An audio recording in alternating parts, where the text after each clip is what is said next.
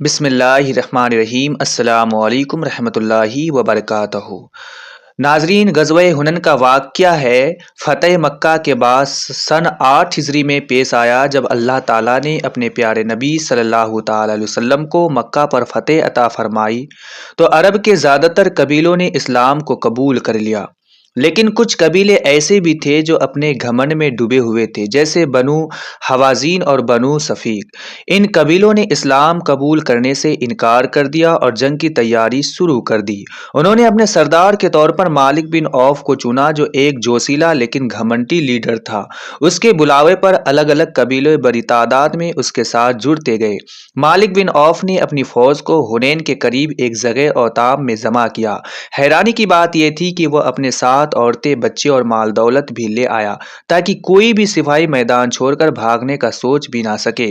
ان کے ساتھ ایک بہت برا لیکن تجربے کار شخص بھی تھا، درید بن السماک، جو عرب کا مشہور جنگی اور شاعر تھا۔ اس نے میدان کا جائزہ لے کر صلاح دی کہ عورتیں اور بچوں کو واپس بھیج دو، کیونکہ جنگ میں صرف ہمت اور ہتھیار کام آتے ہیں۔ اگر ہار ہوئی تو یہ سب چیزیں اور بڑی بے عزتی کا کارن بنے گی۔ لیکن مالک بن عوف نے گھمنڈ میں آ کر اس کی بات ٹھکرا دی اور کہا کہ وہ پیچھے ہٹنے والوں میں سے نہیں ہے۔ ادھر جب نبی کریم صلی اللہ تعالی وسلم کو ان تیاروں کی خبر ملی تو آپ نے حضرت عبداللہ بن ابی حدرد رضی اللہ تعالیٰ عنہ کو حالات جاننے کے لیے بھیجا۔ انہوں نے دشمن کے لشکر میں رہ کر ساری باتیں سنی اور واپس آ کر پوری جانکاری دی۔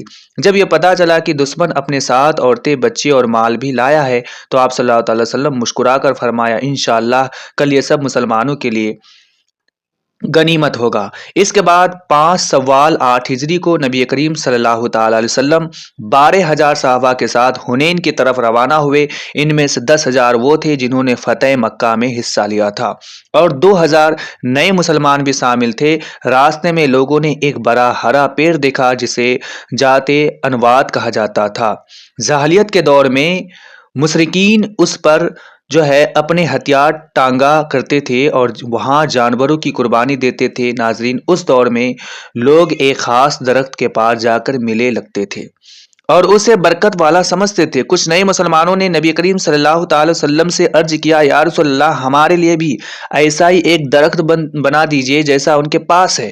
تو آپ صلی اللہ تعالی وسلم نے یہ بات سن کر فرمایا، اللہ اکبر، تم نے وہی بات کہی ہے جو موسیٰ علیہ السلام کی قوم نے کی تھی کہ ہمارے لیے بھی ایک معبود بنا دیجئے جیسا ان کے پاس ہے۔ پھر آپ نے سمجھایا کہ یہ پہلے لوگوں کے طریقے ہیں اور تم بھی انہی کی راہ پر چلنے کی بات کر رہے ہو۔ اس کے بعد اسلامی لشکر حنین کی طرف بڑھا اور رات کے وقت وہاں پہنچ گیا، لیکن دشمن پہلے سے ہی چالاکی سے گھٹیاؤں میں چھپی جگہ میں چھپ کر بیٹھا تھا۔ انہوں نے اپنے سپاہیوں کو حکم دیا تھا کہ جیسے ہی مسلمان سامنے آیا اچانک حملہ کر دینا۔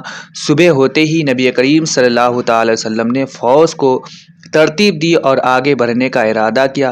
جیسے ہی مسلمان وادی میں داخل ہوئے، دشمن نے چاروں طرف سے اچانک تیروں کی بارش شروع کر دی۔ یہ حملہ بہت تیز اور اچانک تھا۔ دشمن کے تیرانداز بےحد ماہر تھے، ان کا نشانہ بہت سٹیک تھا۔ اس اچانک حملے سے کچھ لوگ گھبرا گئے اور پیچھے ہٹنے لگے، لیکن اس مشکل گھڑی میں بھی نبی کریم صلی اللہ تعالی وسلم اپنے مقام پر ڈٹے رہے، نہ ایک قدم پیچھے ہٹے، نہ ہمت ہاری۔ کچھ لوگ جو صرف مال غنیمت کے لالچ کے ساتھ آئے تھے، وہ سب سے پہلے بھاگ نکلے۔ انہیں بھاگتا دیکھ کچھ نئے مسلمان بھی گھبرا گئے اور پیچھے ہٹنے لگے۔ اس طرح کچھ دیر کے لیے فوج میں افراتفری مچ گئی۔ اس وقت نبی کریم صلی اللہ تعالی وسلم کے آس پاس صرف گنے چنے صحابہ رہ گئے، لگ بھگ 100 کے قریب۔ تو تیروں کی بارش جاری تھی، مگر آپ صلی اللہ تعالی وسلم پوری بہادری کے ساتھ کھڑے رہے۔ پھر آپ نے انصار کو پکارا، اے انصار کے لوگوں! ہر طرف سے آواز آئی، یا رسول اللہ، ہم حاضر ہیں۔ آپ صلی اللہ تعالی وسلم اپنے چاچا حضرت عباس رضی اللہ تعالیٰ عنہ سے فرمایا کہ لوگوں کو زور سے پکارے۔ انہوں نے بلند آواز میں پکارا، اے انصار، اے بیعت رضوان کرنے والوں! جیسے ہی یہ آواز گونجی، مسلمانوں کے دلوں میں پھر سے جوش آ گیا۔ جو جہاں تھا وہیں سے پلٹ پڑا۔ کچھ لوگ گھوڑوں میں اتر کر پیدل ہی میدان میں کود پڑے۔ اب مسلمانوں نے پوری جوش اور ہمت کے ساتھ دشمن پر حملہ کیا اور دیکھتے ہی دیکھتے جنگ کا رخ بدل گیا۔ اسی دوران نبی کریم صلی اللہ تعالی وسلم نے زمین سے کچھ کنکر اٹھائے اور دشمن کی طرف پھینکتے ہوئے دعا کی یہ چہرہ بگڑ جائے۔ اللہ تعالیٰ نے اپنی قدرت سے ان کنکروں کو دشمنوں کے آنکھوں تک پہنچا دیا اور یہی وہ لمحہ تھا جب ان کی ہار شروع ہو گئی۔ ناظرین، جب اللہ کے حکم سے وہ کنکر دشمنوں کی آنکھوں تک پہنچے تو ان پر ایسا اثر ہوا کہ وہ گھبرا گئے، ان کے ہوش اڑ گئے اور وہ میدان چھوڑ کر بھاگنے لگے۔ اس طرح کفار کو اس جنگ میں پوری طرح شکست ہو گئی۔ قبیلہ صفیق کے قریب 70 لوگ مارے گئے اور باقی بھاگ نکلے۔ اللہ تعالیٰ نے مسلمانوں کو بڑی کامیابی عطا فرمائی اور بہت سا مال غنیمت تھی ان کے ہاتھ آیا۔ ناظرین، اس جنگ سے پہلے مسلمانوں کی تعداد کافی زیادہ تھی۔ اسے دیکھ کر ایک صحابی کے دل میں یہ بات آئی کہ آج اتنی بڑی فوج کے ساتھ ہم کبھی ہار نہیں سکتے۔ یہ بات نبی کریم صلی اللہ تعالی وسلم کو پسند نہیں آئی کیونکہ اس میں ہلکا سا غرور جھلک رہا تھا۔ اسی بات کی طرف اشارہ کرتے ہوئے اللہ تعالیٰ نے قرآن میں فرمایا، حنین کے دن اللہ نے تمہاری مدد کی، لیکن جب تم اپنی زیادہ تعداد پر گھمنڈ کرنے لگے تو وہی تعداد تمہارے کسی کام نہ آئی۔ پھر زمین تمہارے لیے تنگ ہو گئی اور تم پیچھے ہٹنے لگے۔ اس کے بعد اللہ نے اپنے رسول اور مومنوں پر سکون اتارا اور ایسی فوج بھیجی جیسے تم دیکھ نہیں سکتے تھے۔ ناظرین، حالانکہ میدان حنین میں دشمن کو ہار ملی، لیکن جنگ کا ایک اور حصہ باقی تھا۔ اگر یہاں ایک آپ کو یہ بیان پسند آ رہا ہے تو ویڈیو کو لائک ضرور کیجیے تاکہ یہ بات زیادہ لوگوں تک پہنچے اور آپ کو بھی اس کا ثواب ملے۔ حنین سے بھاگ کر دشمن کا ایک حصہ اوتام کی طرف نکل گیا تو نبی کریم صلی اللہ تعالی وسلم ان کا پیچھا کرنے کے لیے حضرت ابو عامر اشعری رضی اللہ تعالیٰ عنہ کو ایک داستہ دے کر روانہ کیا۔ وہاں پہنچ کر مسلمانوں اور دشمنوں کے بیچ پھر مقابلہ ہوا۔ اس دوران حضرت ابو عامر رضی اللہ تعالیٰ عنہ بہادری سے لڑتے ہوئے شہید ہو گئے۔ اس کے بعد حضرت ابو موسیٰ اشعری رضی اللہ تعالیٰ عنہ نے آگے بڑھے اور دشمن کے سردار کے بیٹے کو مقابلے میں مار گرایا۔ اس سے مسلمانوں کا حوصلہ اور بلند ہو گیا۔ تو اسی جنگ میں ایک بزرگ جنگی درید بن اسیمہ بھی مارا گیا جو اپنے وقت کا مشہور جنگی مانا جاتا تھا۔ اس کے مارے جانے کے بعد دشمن کا حوصلہ ٹوٹ گیا اور وہ پوری طرح بھاگ کھڑے ہوئے۔ ناظرین، اس جیت کے بعد بہت سے لوگوں نے اسلام قبول کر لیا۔ انہیں یقین ہو گیا کہ اللہ کی مدد اس کے رسول صلی اللہ تعالی علیہ وسلم کے ساتھ ہے۔ نبی کریم صلی اللہ تعالی علیہ وسلم نے حکم دیا کہ سارے قیدی اور مال غنیمت کو ایک جگہ اکٹھا کیا جائے۔ اس جنگ میں مسلمان کو بہت بڑی ماترا میں غنیمت حاصل ہوئی۔ ہزاروں قیدی، اونٹ، بکریاں اور چاندی، ان سب کو ایک جگہ جمع کر کے سرکشت رکھا گیا تاکہ بعد میں صحیح طریقے سے تقسیم کیا جا سکے۔ پھر خبر ملی کہ قبیلہ حوازین کا سردار مالک بن عوف ہار کے بعد طائف کا طرف چلا گیا۔ ناظرین، اس دور میں طائف ایک مضبوط اور بڑا شہر مانا جاتا تھا۔ اس کے چاروں طرف اونچی اونچی دیواریں تھیں، اسے ایک قلعے کی طرف محفوظ بناتی تھی۔ اس کے علاوہ یہ شہر پہاڑی علاقے میں تھا، اس لیے وہاں حملہ کرنا اور بھی مشکل ہو جاتا تھا۔ تو اوپر سے بیٹھے دشمن آسانی سے تیر چلا سکتے تھے۔ نبی کریم صلی اللہ تعالی وسلم کو اس بات کا پورا اندازہ تھا، اسی وجہ سے اپنے پہلے ہی کچھ صحابہ کو یمن کی طرف بھیجا تھا تاکہ جنگ میں کام آنے والے اوزار جیسے منجنیق، پتھر پھینکنے والا ہتھیار اور دوسرے جنگی سامان حاصل کیے جا سکے۔ جب تک وہ لوگ واپس نہیں آئے انتظار کیا گیا، لیکن دشمن کو زیادہ وقت دینا ٹھیک نہیں سمجھا گیا، اس لیے اسی سال 8 ہجری میں آپ نے طائف کی طرف بڑھنے کا فیصلہ کیا۔ آپ صلی اللہ تعالی وسلم نے حضرت خالد بن ولید رضی اللہ تعالی عنہ کی سرپرستی میں ایک داستہ آگے بھیجا اور خود بھی لشکر کے ساتھ طائف پہنچ گئے۔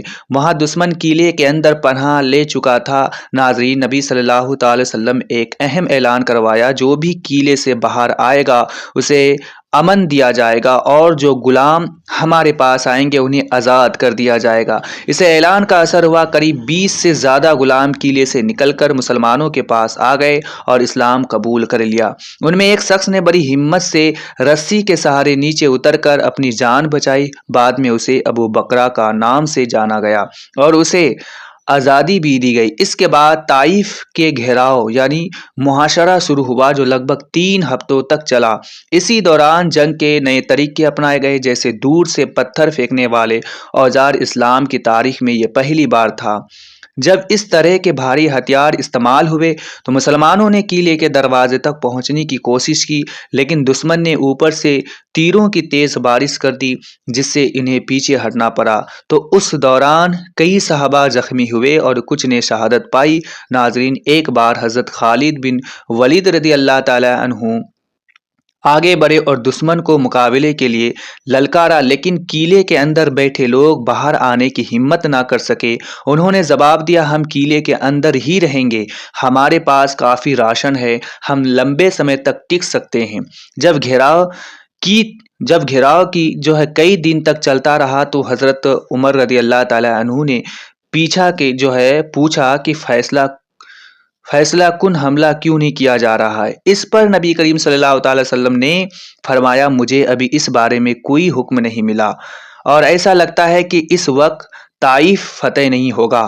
آخرکار جب اللہ کی طرف سے اجازت ملی تو آپ نے واپسی کا فیصلہ کیا۔ شروع میں کچھ لوگوں کو بنا فتح لوٹنا اچھا نہیں لگا، لیکن جب آپ نے پھر حملہ کرنے کی تیاری کا حکم کیا اور اس میں نقصان ہوا، تو سب کو سمجھ آ گیا کہ صبر ہی بہتر ہے۔ پھر آپ نے اعلان کیا، اب ہم واپس چلیں گے انشاءاللہ۔ اس بار لوگ خوشی خوشی لوٹنے کو تیار ہو گئے۔ یہ دیکھ کر نبی کریم صلی اللہ تعالی وسلم مسکرا دیے۔ واپسی کے وقت آپ صلی اللہ تعالی وسلم یہ دعا پڑھ رہے تھے، ہم لوٹ رہے ہیں، توبہ کرنے والے ہیں، اپنے رب کی عبادت کرنے والے ہیں اور اس کی تعریف بیان کرنے والے ہیں۔ صحابہ نے عرض کیا، یا رسول اللہ، طائف والوں کے لیے بد دعا فرما دیجئے۔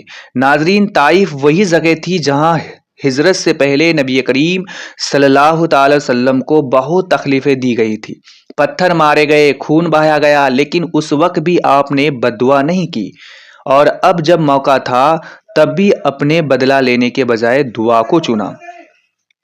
آپ صلی اللہ تعالی وسلم نے فرمایا، اللہ بنو صفیق کو ہدایت دے اور انہیں مسلمان بنا کر ہمارے پاس لا۔ اس جنگ میں کئی صحابہ زخمی ہوئے۔ حضرت ابو بکر رضی اللہ تعالی عنہ کے بیٹے حضرت عبداللہ رضی اللہ تعالی عنہ بھی گھائل ہوئے تھے۔ بعد میں اسی زخم کے اثر سے خلیفہ اول کے دور میں ان کا انتقال ہو گیا۔ ناظرین، جب آپ صلی اللہ تعالی وسلم طائف کے واپس جیرانہ کے مقام پر پہنچے، تو وہاں حنین کے مال غنیمت کو جمع کیا گیا اور پھر اسے انصاف کے ساتھ بانٹا گیا۔ یہ وہی علاقہ تھا جہاں نبی کریم صلی اللہ تعالی وسلم نے اپنا بچپن گزارا تھا۔ آپ کی دائی حضرت حلیمہ سعدیہ رضی اللہ تعالی عنہا کا قبیلہ بھی اسی علاقے میں تھا۔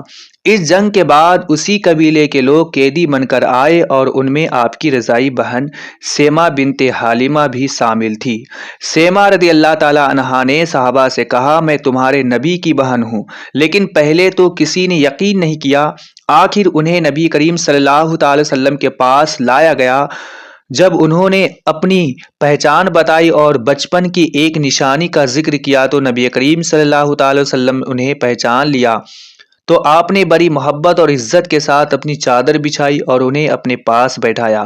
پھر فرمایا، اگر تم چاہو تو میرے ساتھ رہ سکتی ہو، لیکن انہوں نے اپنی قوم کے پاس لوٹنا پسند کیا۔ نبی کریم صلی اللہ تعالی وسلم نے انہیں تحفے دے کر بڑی عزت کے ساتھ وداع کیا۔ کچھ وقت بعد بنو حوازن کا ایک وہمت آپ کے پاس آیا اور اسلام قبول کرنے کی خواہش ظاہر کی۔ انہوں نے اپنے قیدیوں، عورتوں اور بچوں کی رہا کی گزارش کی، تو نبی کریم صلی اللہ تعالی وسلم نے صحابہ سے مشورہ کیا اور آخرکار رحمت اور کرم کا فیصلہ ہوا۔ تمام قیدیوں کو آزاد کر دیا گیا۔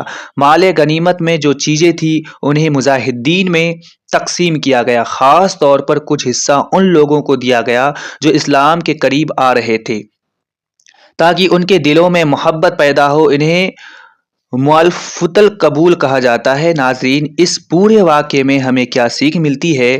طاقت ہونے کے باوجود گھمنڈ نہیں کرنا چاہیے، مشکل وقت میں صبر اور یقین رکھنا چاہیے، اور سب سے بڑی بات، بدلہ نہیں بلکہ رحمت اور معافی کا راستہ اپنانا چاہیے۔ اگر آپ کو یہ بیان پسند آیا ہو تو ویڈیو کو لائک کریں، شیئر کریں اور چینل کو سبسکرائب کرنا نہ بھولیں، تاکہ ایسے ہی اور ایمان بڑھانے والے واقعات آپ تک پہنچتے رہے۔ السلام علیکم رحمۃ اللہ وبرکاتہ۔